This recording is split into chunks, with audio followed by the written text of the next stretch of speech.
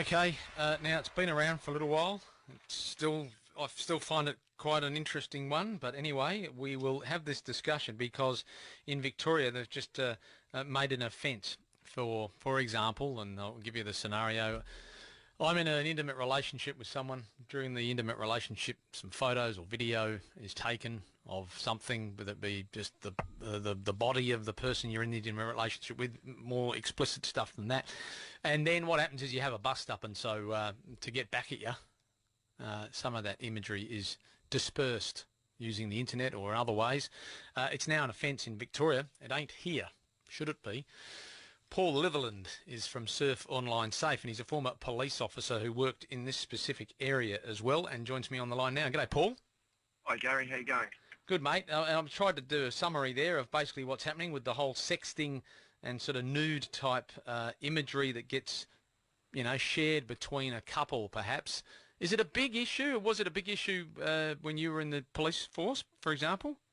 Yeah, I think it's one of the main issues confronting schools and parents, I suppose, to a certain degree, but it's really pushing into the adult environment now, and where relationship porn, I suppose, or revenge porn, as it's been labelled, where, as you've described completely, boyfriend, girlfriend split up. During that relationship, they've exchanged some images, and then before you know it, they've been sent on to a couple of mates. Those mates send it on here and there, and it's quite a massive issue for most people.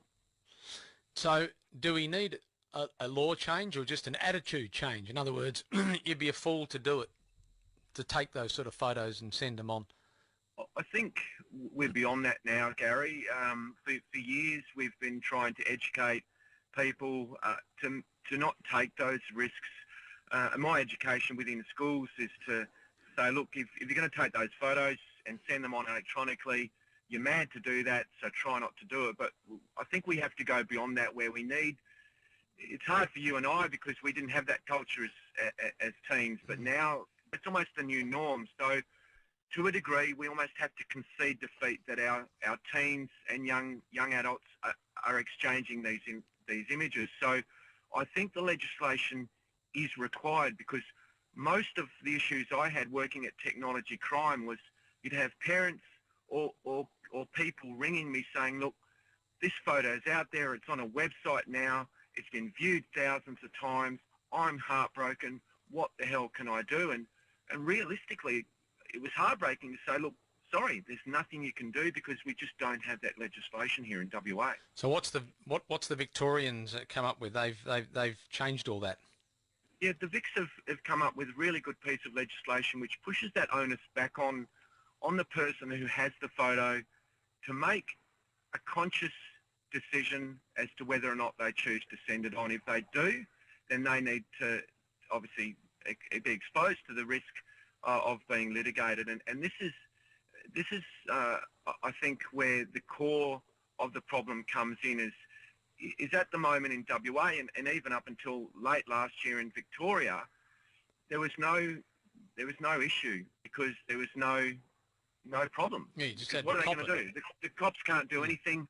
I mean, yeah, I might get sued civilly to a degree, but hey, who's going to do that? So at least now we're getting the opportunity, especially within Victoria at least, that if someone has sent a picture on and they choose to send it to someone else, then they have to really weigh up whether or not they want to take that risk. And the penalties are quite strong. I mean, it's level 7 imprisonment penalty over there, which is a maximum of 2 years imprisonment and up to a $35,000 fine, which is a really good incentive, I think, for people to stop hopefully doing that. Don't get me wrong, it's not going to stop everyone, but hopefully it's a start. Well, okay. Will it impact on... Let's talk about the latest case. Obviously, the Collingwood players who took photos of themselves, sent it somewhere, and then lo and behold, they end up in Women's Day. Who would get pinged under this law for that? Well, under that legislation, you're looking at the person who received the photo, who sent it on. If that person has sent it on to a third party, and that third party has sent it on, then they're liable for the penalty. And also, to a degree, I suppose, if I was the boys involved, is I'd be pushing the envelope in regards to the Women's Day as well. How have they obtained those images? Have they obtained them legally? And this is the questions I'd be asking from the perspective of a victim, if that's the word to use, in regards to how my images have come into your possession. And this is where that legislation is quite good, in the fact that it's an intimate image, which of course includes video, that's been sent on to another party. And so the onus is being pushed back onto the person who sent it on, and also those people who've received it, to identify and prove beyond reasonable doubt that they obtained those images legally. Well, yeah, and then the issue is it's the publishing in the mass media that became the problem, and so surely the Women's Day, well, I don't know, I'm looking at the offence now as to whether they, posting it in their magazine, in print and online, that's posting it, so... It is. I mean, so the media need to have a look at this in Victoria, that's for sure. Yeah, and it's just about trying to hopefully evoke that change in regards to, like I said, if with the most of the decision making, there's no deterrent there.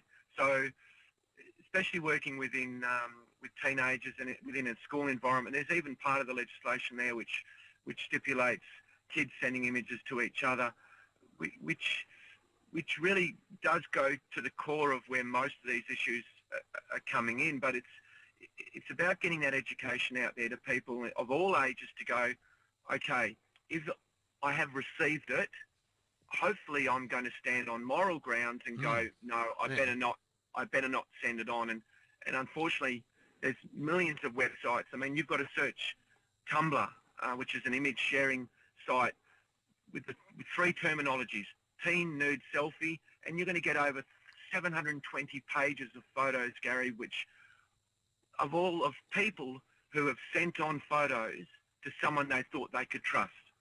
And those photos are now out there in the public environment. So if we can minimise that risk, then I think we're halfway there. And if we can push this legislation into WA and the other states and territories, then I reckon we can do that, and hopefully I can continue to push that. All right, well, we'll continue the discussion with you. I just sometimes wonder, when are we going to start thinking for ourselves again and making decisions for ourselves again that might save us from this stuff, mate, because all I can see, it's my old debate. I'll have to get you into it when I finally get the studio debate together about internet good or evil. You'll definitely be there, all right?